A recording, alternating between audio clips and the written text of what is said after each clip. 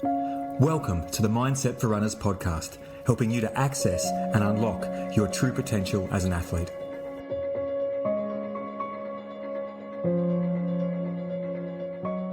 This episode is brought to you by the Fight Dietitian. A 2015 study showed that 35% of DNFs in ultramarathon running are due to nutritional issues. And personally, I suspect this is actually getting higher and higher as the sport becomes more popular. If you think about all the time us ultramarathon runners and triathletes spend doing physical training, mindset preparation, the third pillar that is often missing is getting your nutrition on point. It needs to be personalized for you and practiced. And that's why I've been working with Lauren Nash from the Fight Dietitian for the past 12 months. The Fight Dietitian can provide you with a performance nutrition plan just for your upcoming race, or you can work with them over the long term through ongoing coaching to get a personalized meal plan, nutritional plan, caloric intake, and everything dialed in over a series of phone calls to make sure that when you hit the ground running, your nutrition is not the thing that's going to be causing you a lack of confidence during the race.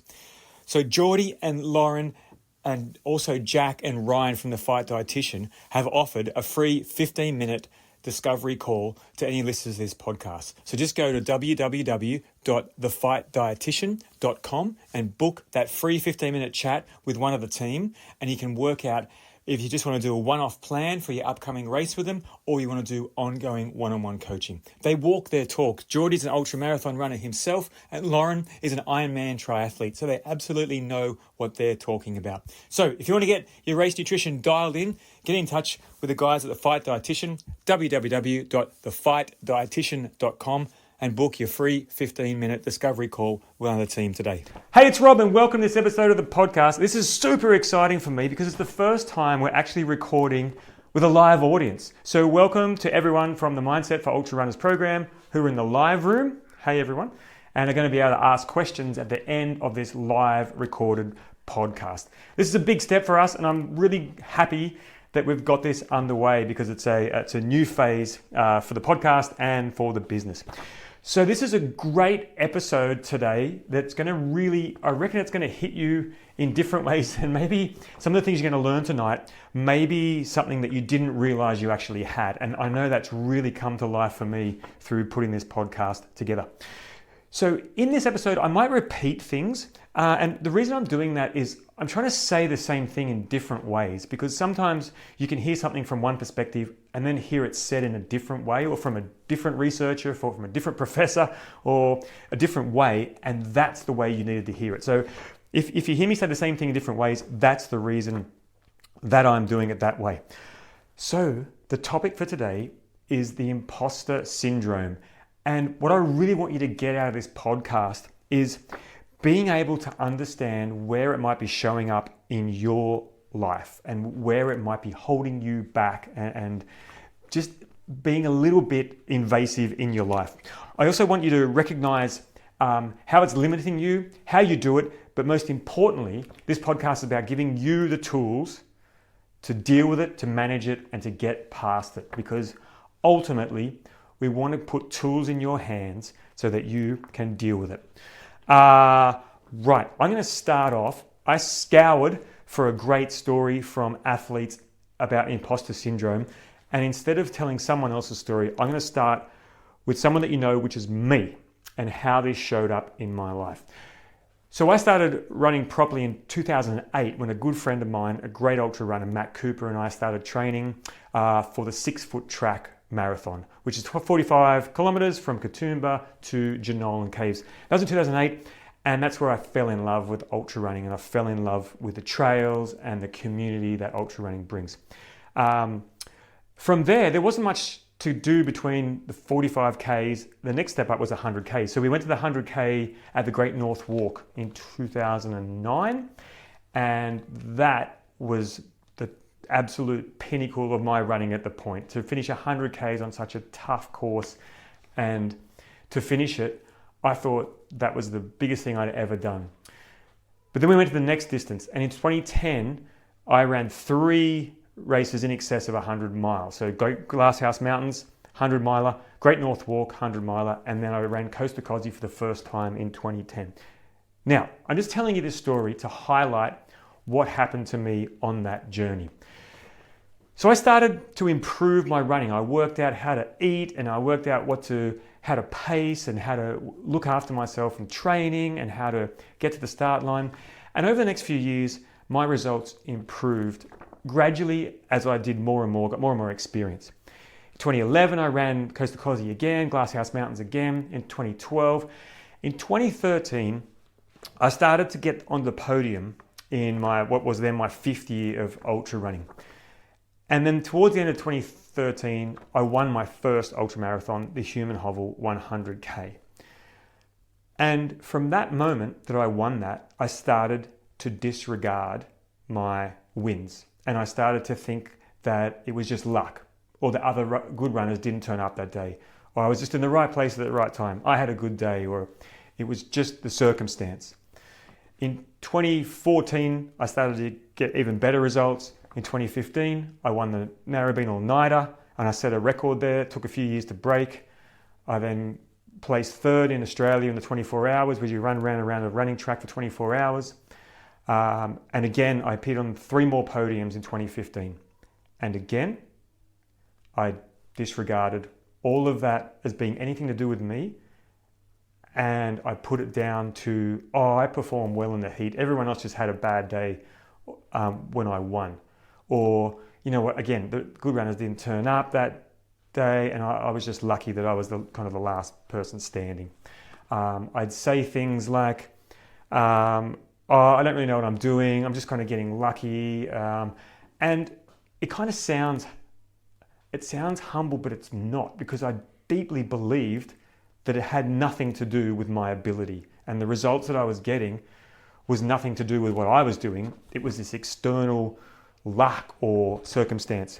So from 2015, again, I started to work with a coach, and again, my results, my times, everything became better and better, and I started to appear on the podium regularly. And then in 2018, I won the Glasshouse Mountains 100 miler, which used to be the race in Australia. It was the original 100 miler race in Australia. It was held in the heat in September in Queensland. I went there for the 3rd time that I'd run the event, and I won it. And I did exactly the same thing.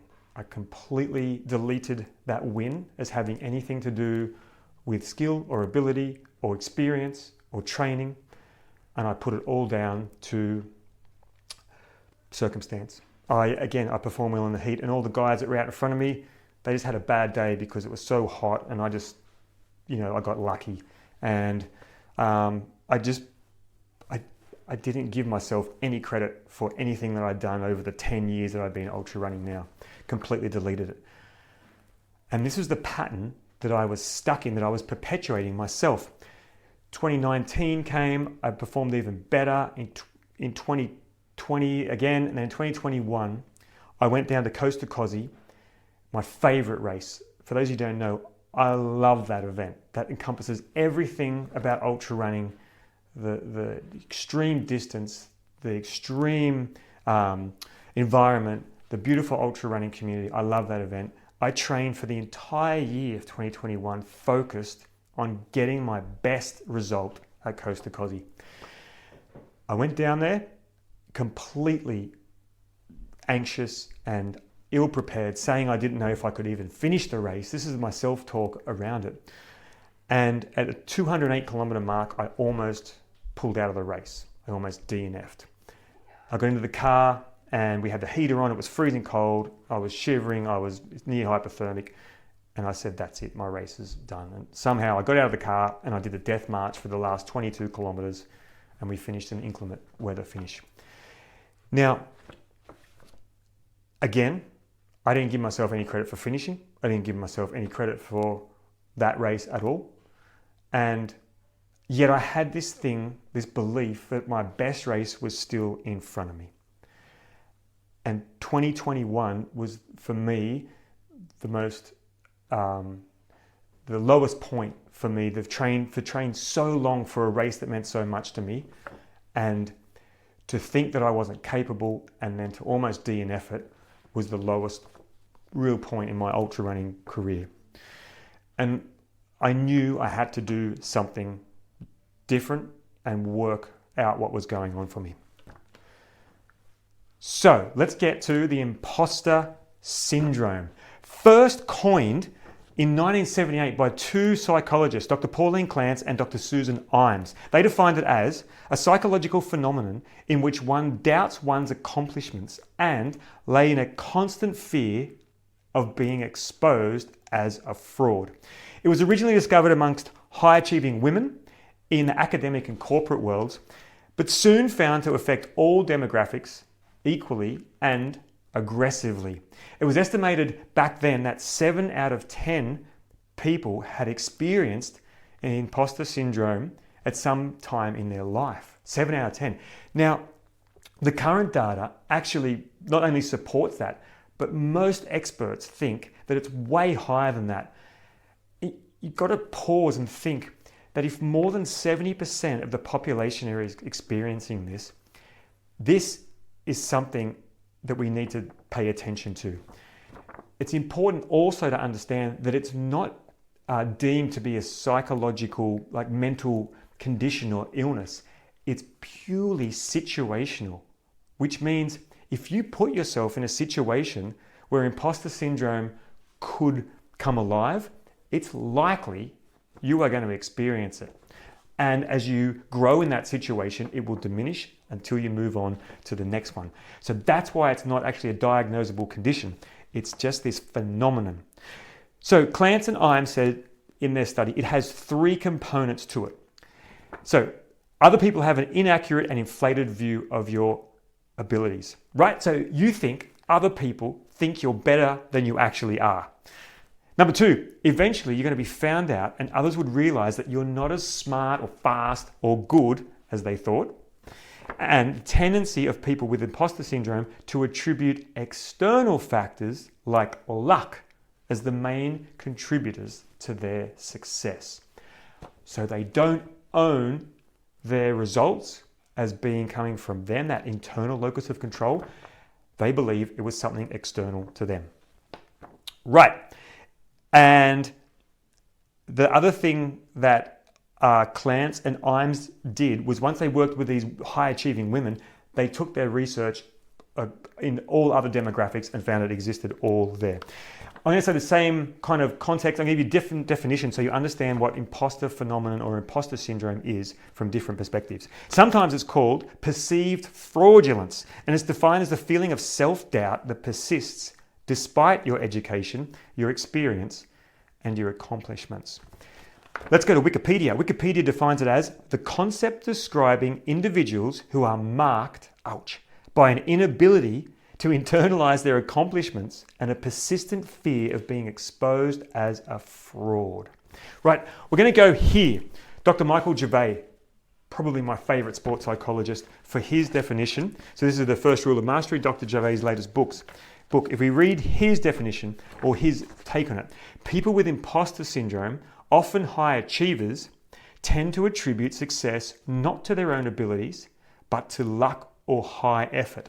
Let's just pause on this, right? Luck or high effort. Now, if you've ever done a parenting course or if you've ever done any leadership stuff, we're taught to praise or notice effort, hard work, grit, determination, conscientiousness as the determining factors to success, not character traits. So, for example, you would say to your kid,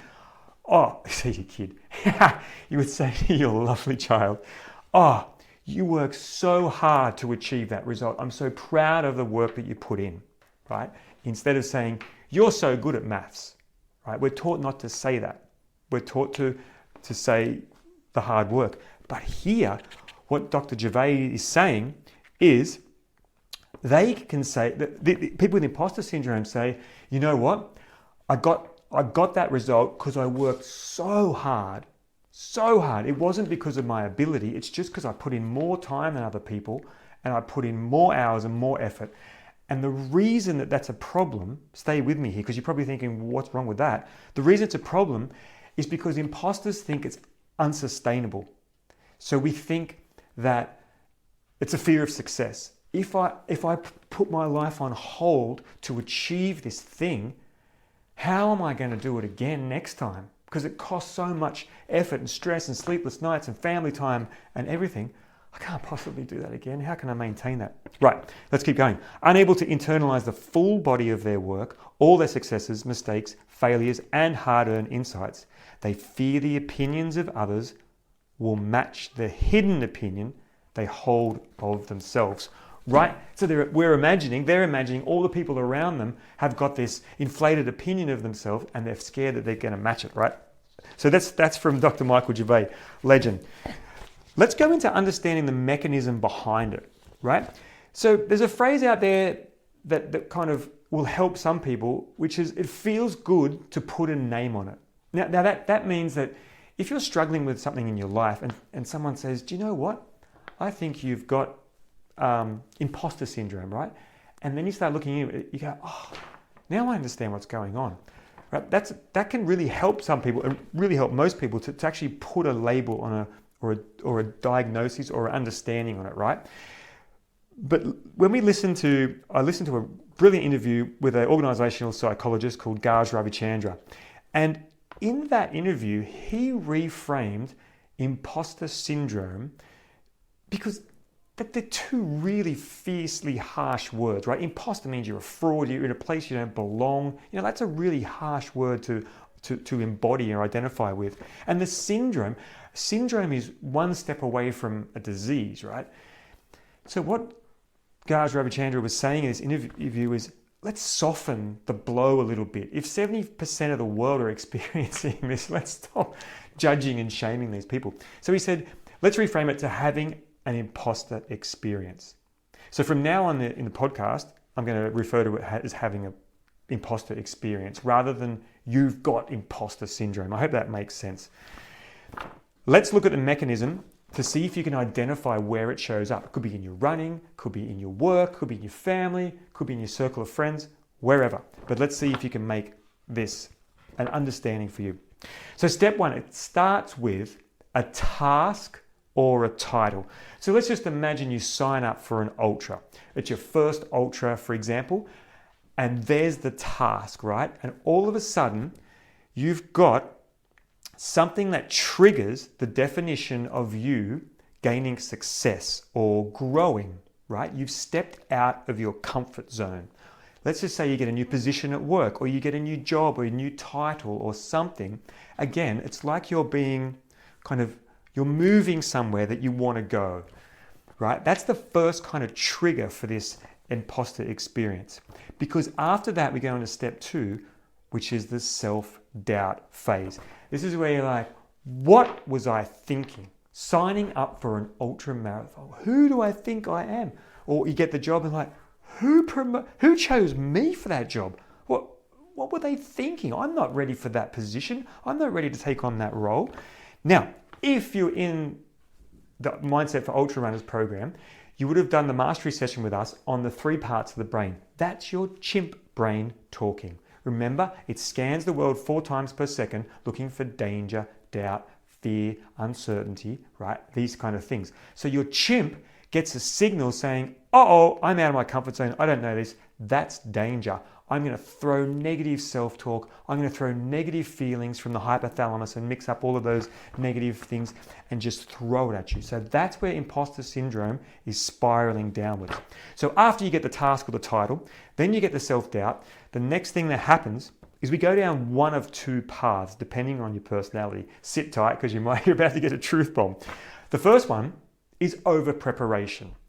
So you get the task, you get the self-doubt, you're like, I need to over-prepare. You stay up late, you do so many unreasonable hours, you give up everything else, and you completely over-prepare for the presentation or for the podcast, right? So this is my pattern, just to press pause. I over-prepare, and I think I need to make this perfect, right? So over-preparers go down one path and just prepare, focus, perfection, let's make this as good as we can. Or the other path are the procrastinators. Hands up, procrastinators, right? So they're like, oh no, I'm staying away from that and just hope that it goes away. Stick my head in the sand and I'll deal with that thing later, right? So we go into one of these two things. Now, the next step is the day comes where you need to deliver either the presentation or the ultra marathon, or you need to show up and do the thing, and you pull it off. You do it. It works. And for a moment, a brief moment, the weight, all that pressure is lifted off your shoulders, and you experience what my dear friend and mentor Ben Harvey used to teach is the number one desire on the planet. You experience the feeling of relief until you get the next step, which is positive feedback. Oh, congratulations, you smashed that ultra. You were so good on that presentation. I can't believe that was fantastic. Or you're doing really well in your new role, right? And then here comes the imposter, what imposters, all of us do. Step 6, you discredit your success and you chalk it up to an unrealistic amount of work that you put into it that you're never going to be able to duplicate again because it was just so over the top and you thought it was a one-off, but no, you're going to have to do it again and again and again. Or just luck. I just got lucky in that presentation. I was just in the right place at the right time, and that day it just all came through. I'm wondering if you are with me and you can feel this, right? So you discredit and you go into that state of perceived fraudulence, which is one of the definitions of imposter syndrome, right? So what's happening is it looks like you're being humble. Oh yeah, it was nothing. Oh yeah, you know what? Thanks, but you know what? Really was nothing. But it's not humility. It's genuine. It's a genuine feeling of you only succeeded because of every other reason except your own competence. And you've got to get that distinction. It's like you accidentally tricked everyone around you into believing you were qualified and worthy. But inside, you don't believe that you are, because the next step in the imposter cycle is, I wonder if you can guess what it is. Get another task or another title. And around you go again, because inside you're thinking, I need to prove to these people that it wasn't a fluke. I need to do it again to prove that I'm not a fraud, right? And yeah, tell you what, when I learnt this cycle, I was having lots of flashbacks. Because the reality is, no one out there thinks you're a fraud. It's all coming from you. You're projecting it onto them, right? So there's a spotlight effect. I've talked about the spotlight effect before, where the spotlight effect is, you imagine you're in an audience watching a drama, a play on the stage, and it's dark, and the spotlight comes down on the person saying the line, or the main character, or the main singer, right? There's a spotlight. We all walk around thinking that there's a spotlight on us and that people are watching our every move. Oh, what are they going to think? Oh, am I wearing the right thing? Blah, blah, blah, all those kind of things we say to ourselves, right? When the reality is, no one's looking at us. No one's even worried about us, because they've got their own spotlight on them. And they're all worried about the same things that you're worried about. And this is how the imposter cycle perpetuates. They're all concerned about their own fraudulence, because they're probably one of the 70 or probably more % of the world that's having their own imposter experience. I hope you're following me here. So a story to highlight this. When I was growing up, I used to love an NBA player called Steve Nash. Played for the Phoenix Suns, early 2000s, late 90s. He played 18 seasons in the NBA. He was the most valuable player in the NBA in 2005 and 2006. Now, I heard an interview with Steve's teammate, and this is what his teammate said about Steve, which completely, I couldn't believe it, because he was like almost as good as a Jordan. He was a key player on the field. His mate said, Steve actually said to me that he feels like the most insecure basketball player until the warm-up starts. So when he's going to a game, he's not sure what he's capable of. But then once he warms up and gets a few shots up, he's like, oh, okay, this is how I play. Wow, right? So Steve Nash stayed in this scared place until the warm-up. And that's when he put himself in what psychologists deem, and there's a Russian psychologist, forgive me, I forget his name, he called it the zone of proximal development. This is where you grow. So if you imagine Imagine concentric circles like a target, and in the bullseye is your comfort zone, right? That's where you want to stay, and that's where your chimp wants you to stay, on the couch, watching Netflix, eating all the comfort food and not going anywhere or doing anything, just staying alive. But just outside of that, the next concentric circle is what they call the zone of proximal development. That's where you grow and you develop and you get better in skills or in skills, basically, and you get more skillful, more competent, right? But you need to be shown. So the chimp doesn't like it. You're stretching yourself. If you go too far, the chimp will bring you back, right? But if you just go into that zone of proximal development, that's where you grow. But it's also where imposter syndrome exists. So Steve Nash used to stay scared in his comfort zone, but he'd go out on the court for the warm-up and he'd get into that zone of proximal development. And that's where he'd switch on, he'd get out of imposter syndrome, and he'd focus on the next play, the next play, the next play. If an MVP from the NBA, there's a lot of acronyms for it, the most valuable player from the National Basketball Association in the biggest league in the world can have imposter syndrome for 18 years, then it's definitely something that affects the mortals among us. All right. Hope you're going great. We're going to keep on going with how it might be showing up for you or people you know. So I'm going to read out a whole bunch of ways that it's either come up for me or I've researched or I've heard other people say, so that you can identify it in yourself. Remember, the reason that we want to identify it is to have that awareness of where it's showing up so that we can actually do something about it or help someone we love through it as well. So here's some things that might show up. You say something like, it's only a matter of time before they find out who I really am. I laugh because how many times I've actually had that thought on this podcast, right? This podcast was born out of a friend of mine saying, do you reckon you could teach me all the stuff that you say to yourself in those long races? Because I'm having trouble with my running. And I was like, yeah, but it's kind of, a few things. And then I recorded that. And then he shared it with a bunch of people and they shared it with a bunch of people. And then I started getting questions. And that's how the podcast grew. And every time I did a new episode, I was like, who's going to want to listen to this? And whatever 55 episodes in, I still have exactly the same thought. And that's why I over-prepare. That's why I make sure that every single thing that I say, I want to make sure it's valuable to you in some way because I value your time and I honestly don't want to waste anyone's time by giving them anything other than the best information that I can.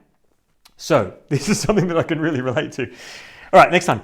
You're a perfectionist in one or more areas of your life. So your inner critic can't help but think that nothing you do is ever good enough, right? Next one, you downplay your achievements. So even though you might be a high achiever, you find yourself unable to accept or even doubt your success. Next one, you find it hard to accept positive feedback. Again, it's beyond just being modest. You feel a disconnect between external praise and believing it for yourself. This is a big one, right? People are saying to you, you're good at this, right? You've got skills that are valuable, but you don't let it get through. It's like you've got the armor on and it's not penetrating. You're not allowing yourself to own your brilliance, right? And I'm definitely guilty of this one as well. You tell yourself and others that your success is a result of luck or being in the right place at the right time. You don't believe you've earned any of your successes. Next one, you have a sense you'll be found out as a fraud any minute. Next one, you say things about races you've done in the past like, I'm just tough. I don't have any talent. I can just tough out a race. I can just keep on going. Well, that good race or that good run was just lucky. I wouldn't call myself an athlete. I mean, I can get through a race, but I'm not an athlete, right? Can you hear these? Let's go back to Dr. Michael Gervais, sports psychologist. In his interview about imposter syndrome, he said this, just to highlight it a bit more. And when he said this, I only heard this last week. I'd said this to an athlete before UTA who was completely freaking out, completely in this imposter syndrome, this pre-race anxiety. I said to that athlete, I said, stop giving your power to someone else. And that's exactly what I heard Dr. Michael Gervais say. Just put a pause. I'm not putting myself alongside. When I heard, I was like, That's what this person had, the imposter syndrome. So he says, you're giving someone else a lot of power. You're giving you power. You are abandoning your own work. What he meant by that was, in running, you've done all this preparation, all of this training, all of this lead up, and then you just cut it off and you abandon it and you put yourself at sea as like, I don't even know if I'm ready for this. I don't know if, and it's like you just disregard everything you've done. He says, he's moving into the how to overcome it. So when you start to question, who am I to do this? Do I have what it takes? You need to quickly have the answers. Yes, because I've done this, I've done this, I've done this, and I've done this. And then you need to take care of yourself by reminding yourself, I want this. I want to go after something big. This is what I'm about, and I can figure it out. Can you feel the difference when we talk from that state and from that mindset of, I'm going after this, right? I want to grow. I want to put myself into the zone of proximal development. I want to put myself out there and go for this, because ultimately I want to grow as a person, as a runner, as in the context that I want to work at myself in, right? And that takes us into another psychological framework, which I've spoken in a previous episode before, challenge versus threat. So in the imposter cycle, the imposter experience that we have, any hurdles or challenges automatically get perceived as threats by the chimp brain, right? So we're reappraising stresses, external stresses. Oh, there's a big race coming up. Oh, I've got a presentation. Oh, I've got to, perform something in some way. That gets appraised as a threat, right? That means we want to avoid it. So threat is about preventing loss. Right. But if we can reframe it as a challenge, challenge is about a gain mindset. Yes, I want that. I want to grow. I want to put myself in that hard situation. And I want to get the lessons, and I want to take the lessons to build myself to be better for the future. So how do we do that? We alter the language. For example, I'm excited rather than I'm nervous. This is a simple reframe. You may have heard this before. I once heard Tony Robbins talk about this years and years ago in one of his old audios. It's just funny, I'm just looking at, I think it was way back, Unlimited Power, or way back, that's from the 80s and 90s. But he was talking about, he was working with an elite athlete who came to him with extreme anxiety about performance. And Tony said, tell me what you're experiencing. And he goes, Tony, when I'm getting ready to perform, he goes, I get all of this energy in my chest, and then my stomach, I feel like 1,000 butterflies are alive in my stomach, and I just feel all of this energy in my body, and I know it. I'm just completely anxious, and I'm just completely fearful of what's going to happen next before I go into the performance, right? Then he said he was working with Bruce Springsteen, right? He's working with the boss, and he said to Bruce, he goes, "How do you step onto the stage in front of thousands of people? Like, how do you get yourself in a state?" And the boss said to him, "Tony, I get all this energy across my chest. It feels like like all this liveness across my chest. And then I feel like I've got all these butterflies in my stomach. And I know it's excitement. I'm like, bring this on. I can't wait to get out in front of the audience," right? And that's the reframe you can do.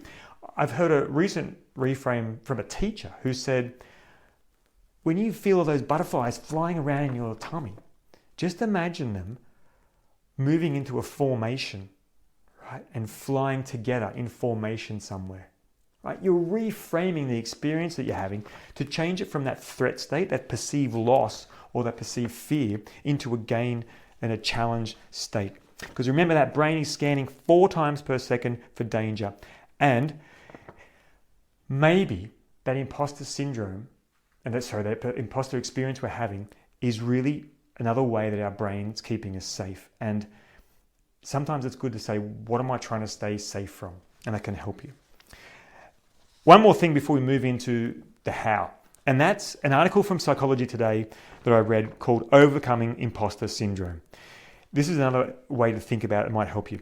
So imposters feel like they don't belong. So just pause on that again. That's the definition of an imposter, someone who doesn't belong somewhere, right? So you're stepping into an environment or a field that you don't actually deserve or belong in.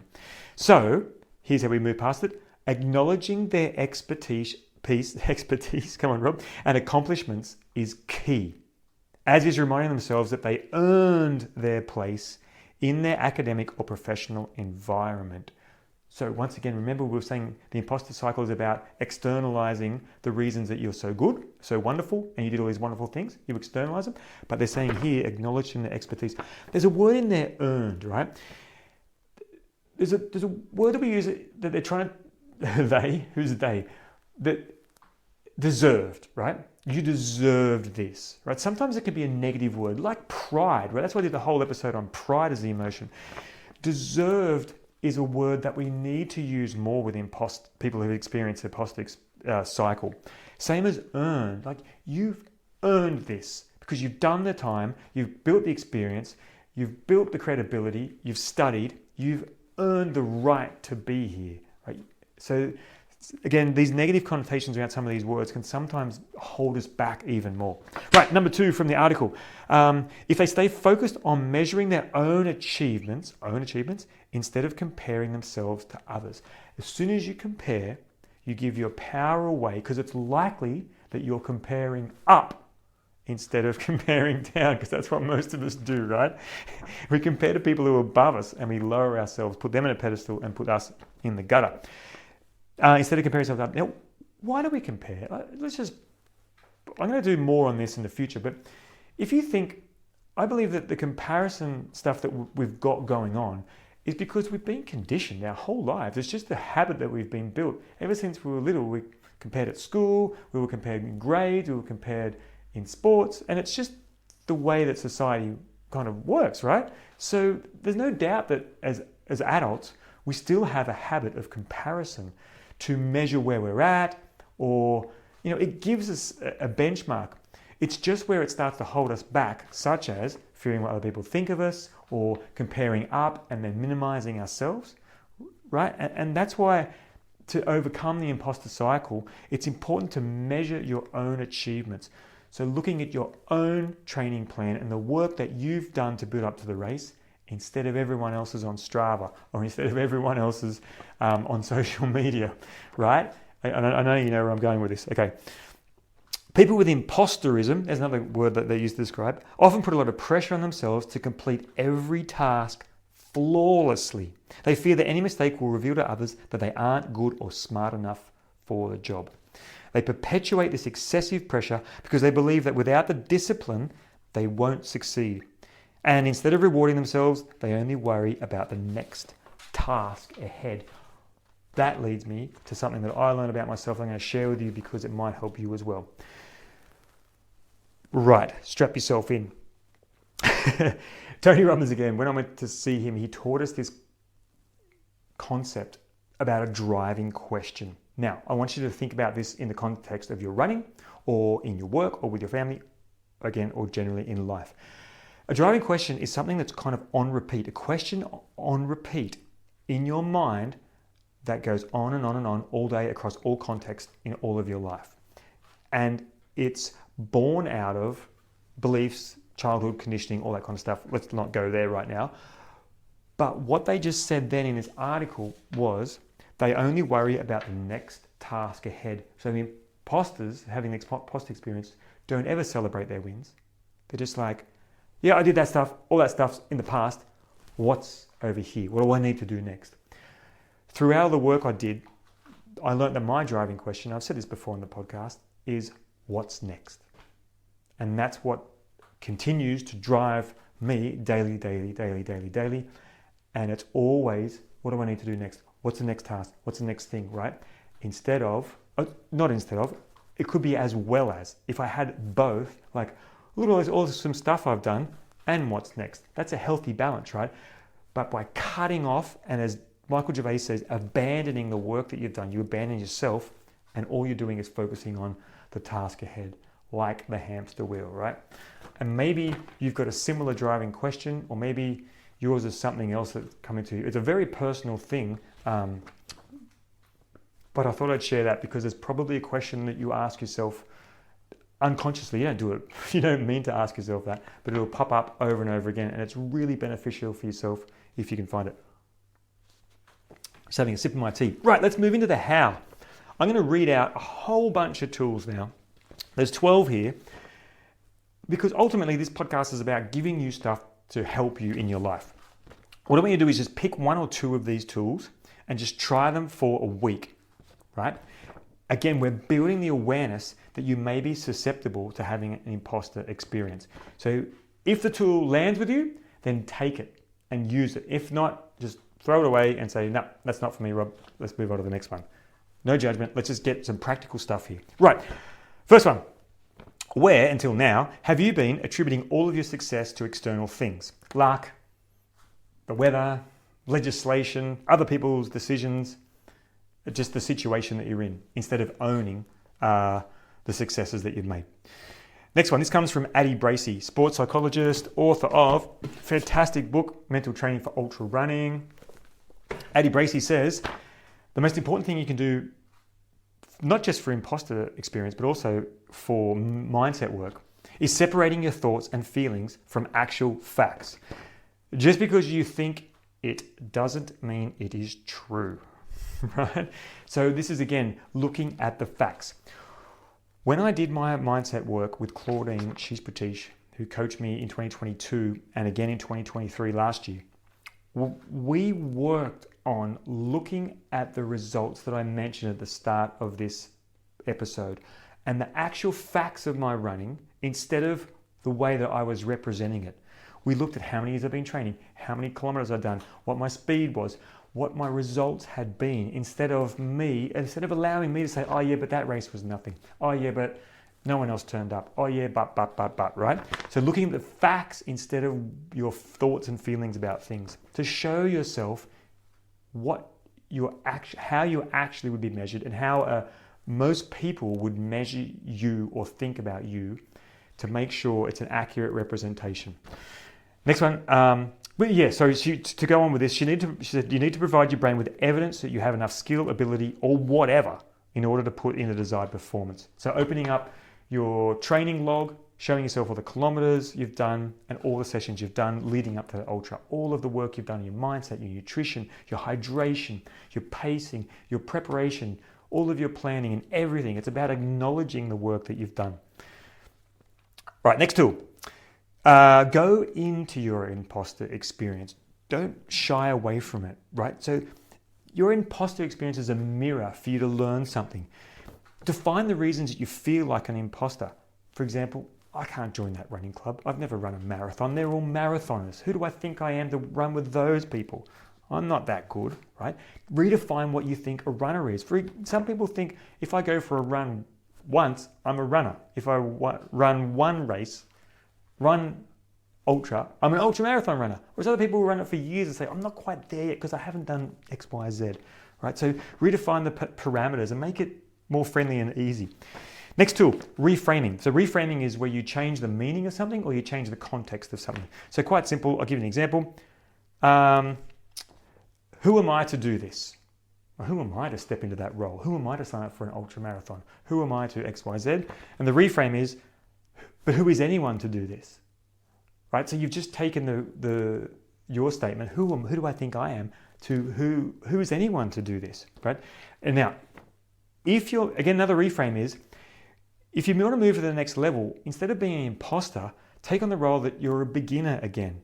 It doesn't mean you're a fraud or a liar or a fake. It just means you're stepping into a new dimension, a new area that you haven't been in. So take that beginner's mind, right? Jigoro Kano, he was the founder of judo. He asked to be buried in his white belt. He was the founder. He was like the best judo dude in the world. Asked to be buried in his white belt because he was going to a place that he didn't understand as a beginner. Isn't that cool? And again, reframing is failure. Failure is a necessary and inevitable, come on Rob, it's getting late, it's past my bedtime, inevitable byproduct of trying to do hard things. So you're reframing failure instead of, I'm a failure, I'm so bad, I didn't work, I'm no good, blah, blah, blah, blah. It's saying, well, if I want to grow, failure is the best teacher, right? Success just perpetuates everything I'm doing. If I fail, I'm going to learn faster. All right, next tool is the intention behind why you are doing something. This is highlighted to me. So last weekend, I ran my first event in 18 months. Because of my injury, I haven't been running any events. I've been rehabbing and doing other things, trying to get myself back. But I entered the event. It was a half marathon. And afterwards, my wife said to me, how did you go in the race? I said, oh yeah, the race went pretty well. It was all right. Typical, right? Typical Rob. Just delete it all. And then a bit later she said, why did you do that race? And when I reflected on it, and it was a really good question because it took me back to, I signed up for it a couple of months ago because it represented something that I felt was out of reach for me at the time. I still had pain. My rehab was still kind of progressing okay, but I didn't think I could run that far. So I thought, I'll sign up for a half and it'll give me something to work to. It feels out of reach. And really, it'll give me a chance to go for something. And if it's not going so well, I'll walk or I'll pull out of the race. But it'll just give me a target to go towards and kind of, see where I'm tracking with my rehab. And when I did that, I was like, wow, that's amazing. Because 2 months ago, I thought this was a huge thing, and I've just done it. But instead of remembering that intention for the event, I focused on the result and how it wasn't as fast as I used to do it or blah, blah, blah, right? So going back to the reason why you sign up to that ultra or the reason that you stepped into that new position at work, it's probably because you wanted to grow or make change or find something or test or challenge yourself in some way. Go back to those things instead of focusing on outcomes and results. Next tool comes from Brené Brown. So Brené Brown talks in the context of getting a shame buddy. So she says, shame needs 3 things to perpetuate: secrecy, silence, and judgment. And it cannot survive empathy. The same goes for your imposter experience. If you can get an imposter buddy, you can call someone and say, I'm doing it again. I'm deleting all of my skills and I'm not seeing that I can do this. I'm telling myself I can't, that I'm a fraud. I should back out, go back to my old job and just go back to what I know. It can't survive if you share it and that person can listen. Next tool, mantras. Everyone who runs is a runner. There's one. I love running. Running makes my life work better. I'm a work in progress. I'm always learning and growing. I'm just moving through these because I'm conscious of time. Next tool, stop calling it imposter syndrome. Remember, psychologist Gaj Ravichandra said it's an imposter experience, or my inner critic is on my shoulder, right? That's an experience. The next tool I want to share is really where this podcast came from again, when I shifted to service to others. So instead of thinking, I was thinking, who's going to listen to this? This is hilarious. Who actually want to listen to me ramble on? I shifted to, well, if this helps someone, then it's definitely worth sharing. Okay, I'll do another audio for you guys. And it was all about giving. If it's worked for me, maybe to work for one other person, right? That was the kind of, I know it sounds a bit cliche, but that's what I still think. Maybe someone needs to hear one thing I say, and it's the one thing that they've never heard in the context of running that really helps them. So shifting to a service to others, take the spotlight off you and go to helping others. Right, the next tool is creating an alter ego. Now, some of the best in the world have done this. For example, Beyonce, when she was in Destiny's Child, she had a complete fear, complete imposter experience. She created her alter ego, Sasha Fierce, right? She dressed differently, she stood differently, she used different words, she even sang differently, and she embodied Sasha Fierce. So off stage, she was meek, mild Beyonce, but on stage, she was Sasha Fierce, and eventually, she moved into that alter ego and owned it. Former professional world champion cyclist Fabian Cancerella used to call himself Spartacus. Right? How cool is that? When he's on his bike, he was Spartacus. Israel Adesanya. Geordie's on the call. So Geordie works with Israel Adesanya. World champion, UFC fighter. He's got an alter ego called Stylebender. And he metamorphosizes, is that word, from Israel into the Stylebender. And he becomes this alter ego of the person he needs to be to step into that cage and fight someone. He takes on the physiology. He focuses his mind on different things. He uses language that is a different alter ego. I've played around with this. It is really powerful. And the question is, who do I need to be? So what attributes do I need to be or to embody to achieve the result that I want? Give it a name, give it a backstory, build this alter ego for yourself and build the physiology. How would they stand and embody that way? Don't underestimate the power of creating an alter ego. Another example, Leslie Patterson, world champion Xterra triathlete. She used to be meek and wild, and she said, I used to be in the world championships thinking, who am I to be here? And she would say, she said, my body language was, oh no, you go in front of me, right? That's how she used to show up. So she created an alter ego, Paddy McGinty, right? The rough, tumble boxer it was gruff, and he wouldn't take a step back, and he would fight, and he was the toughest thing ever. And that's the way that she would show up is Paddy McGinty. Really cool stuff. All right. The last couple of things I want to share with you before we say goodbye is, all right, so when I said, if it's not for you, then ditch it, this could be either for you or not for you. So Phil Stutz, psychotherapist I've been following since 2010, who wrote a book way back then with Barry, I can't remember, Barry, the two psychotherapists, they wrote a book called The Tools. Phil Stutz has recently been featured on a Netflix thing, which I recommend you watch. He embodies this work in a pyramid model. And on the bottom of the pyramid, so he breaks the pyramid into three types. I'm getting tired. Into three different zones. On the bottom of the pyramid, he has faith. In the middle of the pyramid, so you imagine a middle zone is action, and on the top of the pyramid is confidence. Now stay with me here. He's saying to move away from imposter experience and move towards confidence, you have to put your faith in something outside of yourself, whether that be spirituality or some higher force, right? Because if you're putting it all in yourself, you're going to perpetuate the questions coming from the chimp brain. Who am I to do this? Why should I experience this? All of those terrible questions are only going one way, and that's a downward spiral. So that's why Phil Stutz says to all of it, and he gets all of his patients to work on their faith, whatever that means for you, right? So putting your faith in the very reason that you have the desire to do something. Emerson said, if you have the desire, it means you're capable of achieving it. So Stutz is talking about going into that desire and finding out where it came from and putting your faith in that. I was lucky enough to have coffee the other day with one of the most successful business owners in the region that I live. And when we were having coffee, it was a fantastic experience for me. And I wasn't interviewing, we were just chatting.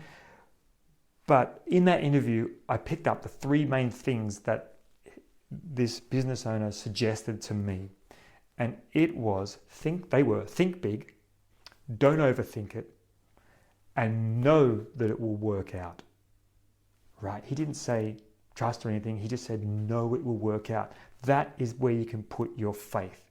If you don't want to put it in a religion or in a spirituality or in universe energy or source energy or any of that stuff, find some way that you can say, I know this is going to work out.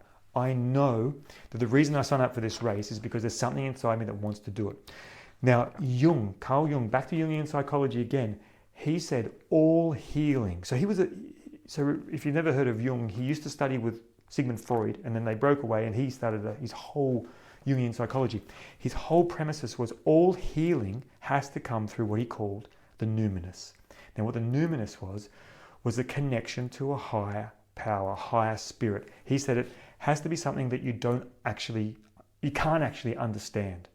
It's that kind of connection that you need and to be able to plug in and have the faith.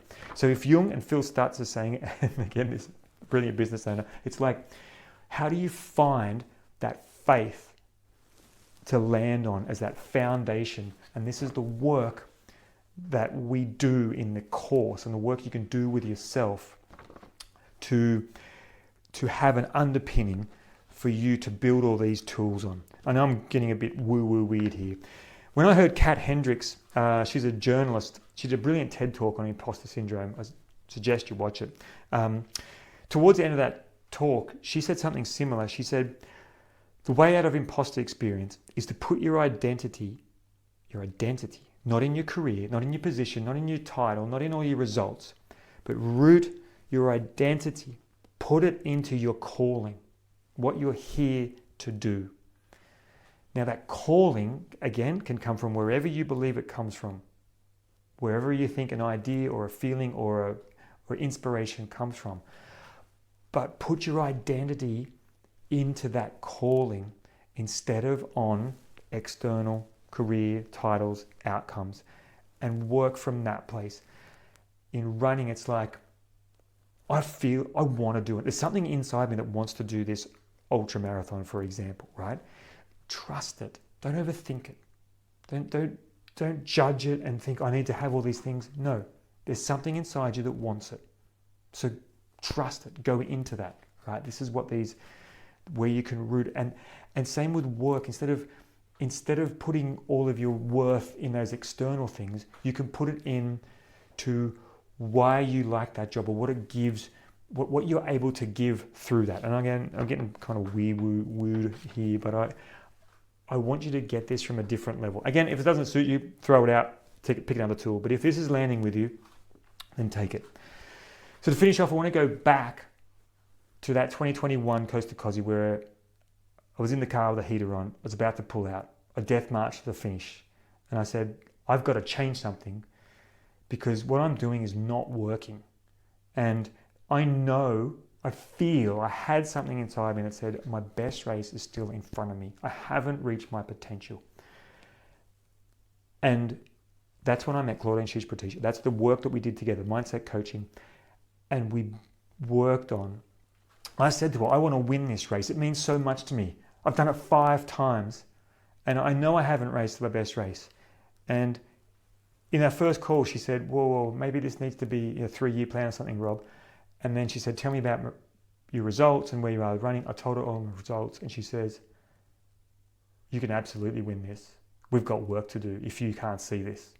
And the journey we went on was looking at my results, owning my skills, owning my results, owning my brilliance, realizing I'd created it through hard work, through experience, and reclaiming that instead of, as Michael Gervais says, abandoning it, and starting to see myself as an elite ultra runner and owning that and building that faith and knowing that I can do it.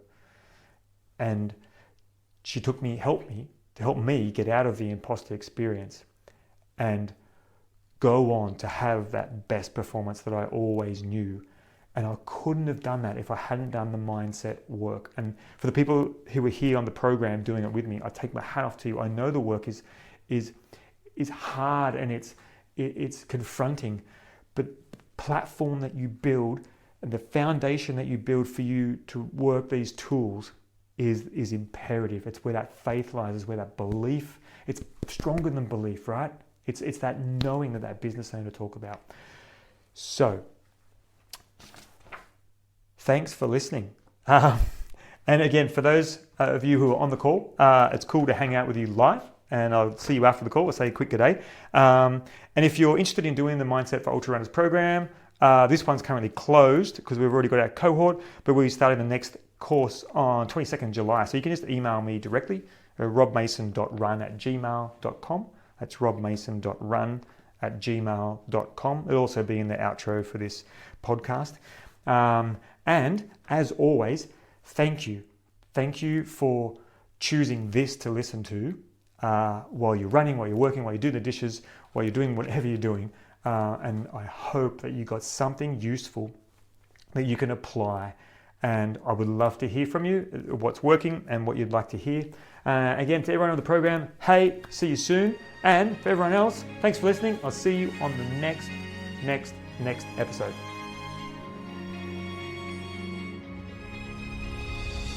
Thanks for listening to the Mindset for Runners podcast. I hope you got something practical and useful out of this podcast, or something inspiring to help you get out for your next run. If you have a question about Mindset for Runners or athletes in general, please email me at robmason.run@gmail.com and I'll answer your question on an upcoming podcast. And if there's anybody you know who could benefit from the information I share in this podcast, please share it with them. See you next time.